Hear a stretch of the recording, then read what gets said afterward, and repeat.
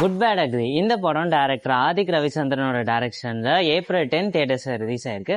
இந்த படத்தோடைய கதை என்னன்னா, இந்த படத்தோடைய கதை ஒரு சாதாரணமான கதை தான். ஆனா இந்த கதையை டைரக்டர் எப்படி குக் பண்ணியிருக்காருன்றதுதான் விஷயமே இருக்கு.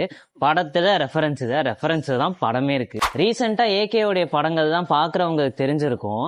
அவருக்கு ஒரு சட்டில்டான கேரக்டரா தான் கொடுத்திருப்பாங்க. ஆனா இந்த படத்துல அது எல்லாத்தையுமே பிரேக் பண்ணி முழுக்க வைபான ஒரு கேரக்டரா கொடுத்திருப்பாங்க. நான் முன்னாடியே சொன்ன மாதிரி படத்துல ரெஃபரன்ஸ் தான் படமே இருக்கு.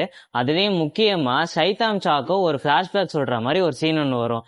அதெல்லாம் பயங்கர சர்ப்ரைஸா இருக்கும். ஐயா இளையராஜா கிட்ட மட்டும்தான் ரைட்ஸ் வாங்கியிருப்பாங்கன்னு பார்த்தா இவங்க இன்டர்நேஷனலாவே ரைட்ஸ் வாங்கியிருக்காங்க. முக்கியமா இந்த படம் ஒரு பக்காவான தியேட்டர் மெட்டீரியல். சீனுக்கு சீன் பயங்கரமான ரெஸ்பான்ஸ் இருந்துகிட்டே இருந்துச்சு. ஓவராலா நீங்க ஒரு ஏகே ஃபேனா இருந்தீங்க அப்படின்னா இத்தனை வருஷமா எதுக்கு தவம் கிடந்தீங்களோ அதை நீங்க கண் கூட ஸ்கிரீன்ல பார்க்க முடியும்.